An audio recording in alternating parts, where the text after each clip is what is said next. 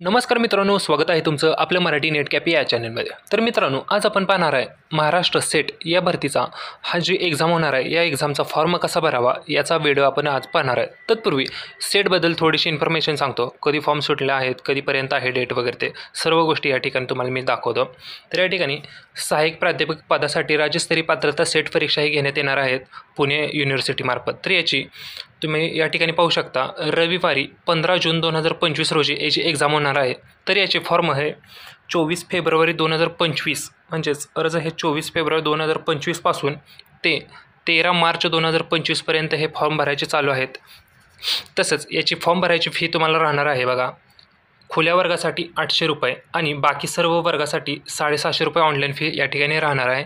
तर आता आणि याचे जर तुम्हाला मागच्या वर्षीचे पेपर चेक करायचे असतील तर या ठिकाणी मी तुम्हाला फोटो दाखवतो। पेपर या ठिकाणी मागच्या वर्षीचे फोटो तुम्हाला दिसतील। चला तर आता आपण व्हिडिओला सुरुवात करू। फॉर्म भरण्यासाठी आपल्याला या सेटच्या या वेबसाईटवरती यायचं आहे। या वेबसाईटची लिंक तुम्हाला डिस्क्रिप्शनमध्ये दिली जाईल। तर या ठिकाणी आल्यानंतर या ठिकाणी पाहू शकता, अप्लाय फॉर एमसेट ही जी लिंक आहे या लिंकवर आपल्याला क्लिक करून घ्यायचं आहे। या लिंकवर क्लिक करून घेतल्यानंतर या ठिकाणी पाहू शकता, new user registration for CET exam set exam 2025 वगैरे हे दिसतं आहे। याच्यावर क्लिक करून घ्यायचं आहे, या ठिकाणी ओके करायचं आहे। त्या ठिकाणी कंटिन्यू टू युजर रजिस्ट्रेशन या बटनावर क्लिक करून घ्या। त्याच्यानंतर या ठिकाणी आपल्याला ईमेल ID टाकून घ्यायचा आहे आपला, या ठिकाणी ईमेल ID टाकून घ्या। त्याच्यानंतर या ठिकाणी सिलेक्ट करून घ्यायचं आहे आपलं @gmail.com या पद्धतीनं। त्याच्यानंतर त्याच्या खाली पासवर्ड टाकून घ्यायचा आहे आपल्याला, या ठिकाणी पासवर्ड टाकून घ्या। सेम पासवर्ड या ठिकाणी पण टाकून घ्या। त्याच्यानंतर सिक्युरिटी क्वेश्चन विचारत आहे आपल्याला, तर या ठिकाणी सिक्युरिटी क्वेश्चन चूज करायचा आहे। What is your pet name, what is your full father name, what is your sports name, what is your birth place वगैरे विचारेल। त्या ठिकाणी या ठिकाणी बर्थ प्लेस सिलेक्ट करून घ्या। या ठिकाणी आपला जन्म कुठे झाला ते या ठिकाणी या रखान्यात आपल्याला टाकून घ्यायचं आहे। सर्व झाल्यानंतर या ठिकाणी सबमिट ऑप्शन या बटनावर आपल्याला क्लिक करून घ्यायचं आहे। या पद्धतीने सर्व डिटेल्स टाकून घ्या। त्याच्यानंतर सबमिट ऑप्शनवर आपल्याला क्लिक करून घ्यायचं आहे। सबमिट ऑप्शनवर क्लिक करून झाल्यानंतर या ठिकाणी पाहू शकता, user created successfully ID password या ठिकाणी आपला तयार झालेला आहे। तर या ठिकाणी पाहू शकता, खाली यायचं आहे आपल्याला, या ठिकाणी युजर नेम पासवर्ड या ठिकाणी दिसत आहे। या ठिकाणी त्याच्यानंतर खाली लॉगिनचं बटन दिसत आहे निळ्या अक्षरात, लॉग इन फ्रॉम हिअर, याच्यावर आपल्याला क्लिक करून घ्यायचं आहे। आपल्या या ठिकाणी लॉगिन ID टाकून घ्यायचा आपल्याला, या ठिकाणी ID पासवर्ड टाकून घेतलेला आहे। त्याच्यानंतर लॉगिन या बटनावर आपल्याला क्लिक करून घ्यायचं आहे। लॉगिन या बटनावर क्लिक करून झाल्यानंतर या ठिकाणी 3 स्टेपमध्ये फॉर्म भरायचा आहे। पहिली स्टेप आहे फॉर्म फिलअप, दुसरी आहे डॉक्युमेंट्स फोटो सिग्नेचर अपलोड करून, तिसरी आहे ते पेमेंट करून प्रिंटआउट काढायचे। तर या ठिकाणी फर्स्ट स्टेप आपण करू फॉर्म फिलअपची। फॉर्म फिलअप करत असताना या ठिकाणी पहिल्यांदा आपल्याला एक्झाम सेंटर चॉईस करायचं आहे। पहिल्या ऑप्शनवर एक्झाम सेंटर चॉईस करा, जी तुम्हाला जवळ पडते ते एक्झाम सेंटर चॉईस करा। त्याच्यानंतर तुमचा ऑप्शनल सेट्स विषय कोणता होता तो विषय या ठिकाणी सिलेक्ट करून घ्यायचा आहे। त्याच्यानंतर पोस्ट ग्रॅज्युएशन सब्जेक्ट कोणता होता तो सिलेक्ट करून घ्या। त्या पद्धतीने या ठिकाणी तुमचा कोणता पण सब्जेक्ट असेल तर त्या पद्धतीने सिलेक्ट करून घ्यायचा आहे। या ठिकाणी 33 नंबरला आहे बघा केमिकल सायन्सवाला, हे ज्यांचा विषय आहे केमिस्ट्री त्यांनी केमिकल सायन्स या ठिकाणी सिलेक्ट करून घ्यायचा आहे। त्याच्यानंतर खालची डिटेल्स पुढे दिसेल आपल्याला। त्याच्यानंतर पर्सनल डिटेल्स आपल्याला या ठिकाणी भरून घ्यायचं आहे। या ठिकाणी आपल्याला आपलं पूर्ण नाव टाकायचं, ज्या पद्धतीने आपलं मार्कशीटवर नाव आहे त्या पद्धतीने स्पेलिंग वगैरे आपल्याला त्या मार्कशीटवरचे बघून या ठिकाणी टाकायचं आहे। आपल्याला या पद्धतीने कॅन्डिडेट नेम टाकायचं आहे। याचं कॅन्डिडेटचं सरनेम टाका, या ठिकाणी फर्स्ट नेम, या ठिकाणी मिडल नेममध्ये वडिलांचं नाव वगैरे टाकून घ्यायचं आहे। त्याच्यानंतर जो कॅन्डिडेट आहे त्याच्या वडिलांचं पूर्ण नाव टाकायचं आहे, पहिल्यांदा आडनाव, नाव, मिडल नेम। त्याच्यानंतर जो कॅन्डिडेट आहे त्याच्या आईचं नाव टाकून घ्यायचं आहे, या ठिकाणी आईचं सरनेम, आईचं नाव आणि आईचं मिडल नेम या पद्धतीने माहिती टाकून घ्या। त्याच्यानंतर कम्युनिकेशन ॲड्रेस, यामध्ये आपल्याला ॲड्रेस टाकून घ्यायचा आहे। त्याच्यानंतर तुमचा एरिया कोणता येतो, सिटी कोणती येते, पिनकोड टाकून घ्या। त्याच्यानंतर हे सर्व डिटेल झाल्यानंतर या ठिकाणी आपल्याला जन्मतारीख टाकून घ्यायची आहे। या ठिकाणी जन्मतारीख या पद्धतीने या ठिकाणी सिलेक्ट करून घ्यायची आहे। जी पण जन्मतारीख आहे या पद्धतीने सिलेक्ट करून घ्या तुम्ही। या पद्धतीने जन्मतारीख सिलेक्ट करून घ्या। झाल्यानंतर सिलेक्ट आयडेंटिटी कार्ड, या ठिकाणी तुमच्याकडं कोणतं यातलं आयडेंटिटी कार्ड अवेलेबल आहे ते या ठिकाणी आपल्याला टाकून घ्यायचं आहे। आधार कार्ड सिलेक्ट केलं, आधार कार्ड सिलेक्ट केल्यानंतर या ठिकाणी आधार कार्ड नंबर टाकून घ्यायचा आहे। त्याच्यानंतर या ठिकाणी मोबाईल नंबर टाकून घ्या, तुमचं कोणतं आहे मेल फिमेल ते या ठिकाणी सिलेक्ट करून घ्यायचं आहे। त्याच्यानंतर स्टेट ऑफ डोमासाईल विचारेल, स्टेट ऑफ डोमासाईलमध्ये आपल्याला महाराष्ट्र सिलेक्ट करून घ्यायचं आहे। महाराष्ट्राच्या बाहेरचे कॅन्डिडेट अदर फॉर सिलेक्ट करून घ्या। त्याच्यानंतर कॅटेगरी विचारेल, कॅटेगरी तुमची कोणती कॅटेगरी आहे ती कॅटेगरी या ठिकाणी आपल्याला सिलेक्ट करून घ्यायची आहे। या ठिकाणी तुमची कोणती कॅटेगरी आहे ते बघा आणि त्याच्यानुसार या ठिकाणी सिलेक्ट करून घ्यायची आहे कॅटेगरी। त्याच्यानंतर कॅटेगरीच्या खालचा जो ऑप्शन विचारेल तुम्ही ऑर्फन वगैरे आहात का, अनाथ वगैरे आहात का, असेल तर येस करा, नसेल तर नो करून घ्या। त्यानंतर तुम्ही अपंग वगैरे आहात का 40% वगैरे डिसॅबिलिटी, असेल तर येस करा, नसेल तर नो करून घ्या। या ठिकाणी सर्व डिटेल्स टाकून झाल्यानंतर खाली विचारेल टाईप ऑफ डिसॅबिलिटी, तर या ठिकाणी येस केले तर खाली विचारेल टाईप ऑफ डिसॅबिलिटी, तर आपण येस केलं नाही नो केले तर या ठिकाणी नॉट एलिजिबल येईल। त्याच्यानंतर विचारेल प्रेझेंट स्टेटस, या ठिकाणी तुम्ही जर आत्ता सध्या जर टीचर म्हणून जॉब करत असाल तर या ठिकाणी टीचर म्हणून सिलेक्ट करा, जर टीचर म्हणून जॉब करत नसाल तर नॉन टीचर सिलेक्ट करून घ्यायचं आहे। त्याच्यानंतर क्वालिफिकेशन डिटेल्स विचारेल, या ठिकाणी नेम ऑफ PG कोर्स विचारेल, तुमचा कोणता आहे, MA आहे, तरी MA काही या ठिकाणी दाखवते कारण आपण या ठिकाणी हिस्ट्री वगैरे सिलेक्ट केला होता, त्याच्यामुळे हिस्ट्री फक्त हा MAसाठी असतो।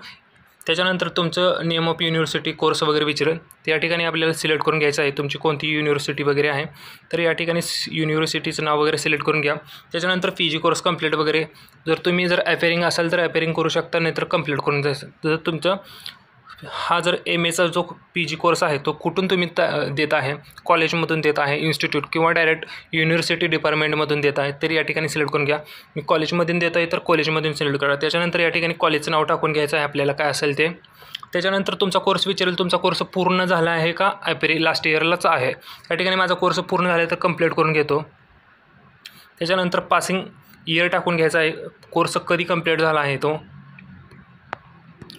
कंप्लीट टाकून घेतल्यानंतर तुम्हाला विचारेल खाली तुम्हाला पर्सेंटेज होते का CGPA होतं, तर या ठिकाणी पर्सेंटेज होते तर या ठिकाणी मार्क्सवर क्लिक करून घ्यायचं आहे। टोटल मार्क्स टाकून घ्यायचे आहेत, कितीपैकी मार्क्स पडले आपल्याला, 1200 पैकी 1020 पडले आहेत, तर या पद्धतीने कॅल्क्युलेट पर्सेंटेजवर क्लिक करून घ्यायचं आहे आपल्याला, तर या ठिकाणी 85% या ठिकाणी दाखवेल ऑटोमॅटिक। त्याच्यानंतर ग्रेड विचारेल, ग्रेड या ठिकाणी टाकून घ्यायची आहे आपल्याला, जी मार्कशीटवर बघून ग्रेड टाकून घ्या। त्याच्यानंतर खाली विचारेल तुम्ही are you previous SET qualify in this subject, हे म्हणजे तुम्ही जो आता विषय सिलेक्ट केला आहे त्या विषयामध्ये तुम्ही ऑलरेडी क्वालिफाय आहात का, जर येस केलं तर तुम्ही डबल फॉर्म भरू शकत नाही, तर तुमचा फॉर्म ऑटोमॅटिक बाहेर पडेल, जर नो केलं तर या ठिकाणी तुम्ही फॉर्म हा कंटिन्यू ठेवू शकता, तर या ठिकाणी नो करायचं आहे। त्याच्यानंतर डिक्लेरेशन ॲक्सेप्ट करून घ्यायचं आहे, डिक्लेअर, तर या ठिकाणी सर्व डिटेल्स टाकून झाल्यानंतर आपल्याला या ठिकाणी सबमिट या बटनवर क्लिक करून घ्यायचं आहे। टाकलेलं विचारेल सब्जेक्ट वगैरे व्यवस्थित टाकले आहे का, सेंटर वगैरे व्यवस्थित टाकले आहे, जर व्यवस्थित असेल तर ओके करून घ्यायचं आहे। ओके करून झाल्यानंतर या ठिकाणी आपल्याला फोटो सिग्नेचर अपलोड करून घ्यायचे आहेत। फोटोची साईज ही 50 KB आतमध्ये पाहिजे आणि सिग्नेचरची साईज ही 30 KB आतमध्ये पाहिजे, तर या ठिकाणी आपण फोटो चॉईस करू।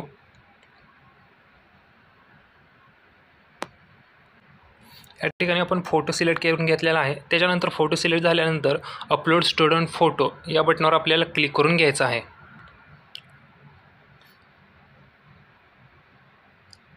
तर पाहू शकता फोटो या ठिकाणी अपलोड झालेला आहे। त्याच पद्धतीने खाली पण सिग्नेचर अपलोड करून घ्यायचं आहे।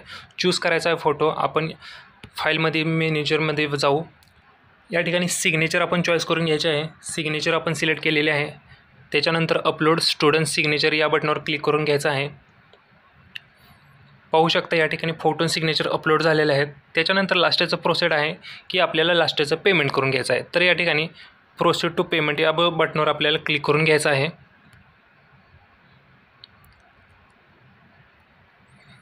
या बटनावर क्लिक करून घेतल्यानंतर प्रोसीड टू पेमेंट डबल बटनावर क्लिक करून घ्या आपण। त्याच्यानंतर आपण पेमेंटच्या या पोर्टलवरती जाऊ। पोर्टलवर गेल्यानंतर या ठिकाणी बँक ऑफ महाराष्ट्र हे बटन सिलेक्ट करून घ्या। त्याच्यानंतर प्रोसीड टू पेमेंट, या ठिकाणी आपल्याला पेमेंटचे ऑप्शन दाखवेल, credit card, debit card, UPI वगैरे, जी कोणती तुमच्याकडं सिस्टीम अवेलेबल असेल त्याच्यानुसार तुम्ही पेमेंट करून घ्यायचं। UPI सिलेक्ट केलं तर या ठिकाणी शो QR कोड दाखवेल, शो QR कोडवर क्लिक करून घ्या। त्यानंतर हे तुमच्या UPI IDतून जाऊन हे स्कॅन करून तुम्ही पेमेंट करू शकता। तुमच्या मोबाईलमधून पेमेंट कट झाले या ठिकाणी रिफ्रेश वगैरे काय करायचं नाही, ऑटोमॅटिक आपलं PDF ऑटोमॅटिक आपली वेबसाईट ही PDF आपल्याला नेईल, त्या ठिकाणी जाऊन आपण ती PDF डाउनलोड करून घ्यायची आहे। या ठिकाणी आपलं ऑटोमॅटिक पेमेंट कट होईल। कट झाल्यानंतर आपण आपल्या वेबसाईटवरती येऊ। वेबसाईटवरती आल्यानंतर असा काही इंटरफेस ओपन होईल बघा। पेमेंट पूर्ण झाल्यानंतर आपल्याला असा एक इंटरफेस दिसेल। त्याच्यानंतर डाउनलोड ॲप्लिकेशन फॉर्म या बटनावर आपल्याला क्लिक करून घ्यायचं आहे। या बटनावर क्लिक करून घेतल्यानंतर आपल्या मोबाईलमध्ये किंवा आपल्या कम्प्युटरमध्ये आपली PDF डाउनलोड होईल। आपल्या मोबाईलमध्ये अशी PDF डाउनलोड होईल। या ठिकाणी फोटो दिसेल, या ठिकाणी महाराष्ट्र स्टेट एलिजिबिलिटी टेस्ट चलन नंबर वगैरे दिसतील। खाली जरा यायचं आहे आपल्याला। त्याच्यानंतर खाली आल्यानंतर या ठिकाणी आपली सर्व माहिती वगैरे दिसेल। त्याच्यानंतर क्वालिफिकेशन वगैरे सगळं दिसेल. या ठिकाणी आपल्याला चलन नंबर वगैरे दिसेल, आपल्याला पेमेंट केलेलं. या पद्धतीने या ठिकाणी हा फॉर्म भरायचा आहे. तर याचा आता निकाल कधी लागणार, त्यानंतर तुम्हाला मागाशी सांगितलं होतं याचं क्वेश्चन पेपर कसे बघायचे आपल्याला मागच्या वर्षीचे, या ठिकाणी तुम्हाला ते दाखवतो. त्याच्यानंतर या ठिकाणी याचं ॲडमिट कार्ड कधी येणार, याचा निकाल कधी लागणार, हे जर तुम्हाला जाणून घ्यायचं असेल तर त्यासाठी आत्ताच आपल्या चॅनल सबस्क्राईब करून ठेवा. आपल्या चॅनलवरती त्याचं पण व्हिडिओ येणार आहेत की याचा निकाल कधी लागणार, ॲडमिट कार्ड कधी येणार, ते कसं डाउनलोड करायचं वगैरे. चला तर आपण या ठिकाणी आता पाहू की आता याचे एक्झाम वगैरे जे मागच्या वर्षी एक्झाम झाले होते त्याचे पेपर आपण कसे चेक करायचे. त्या ठिकाणी आपण परत एकदा इथे आपल्या वेबसाईटवरती येऊ. सीटच्या या वेबसाईटवरती आल्यानंतर या ठिकाणी खाली स्क्रोल करून घ्यायचं आहे. या ठिकाणी आपल्याला ऑप्शन दिसेल क्वेश्चन पेपर म्हणून ऑप्शन आहे. तर या क्वेश्चन पेपर ऑप्शनवर आपल्याला क्लिक करून घ्यायचं आहे.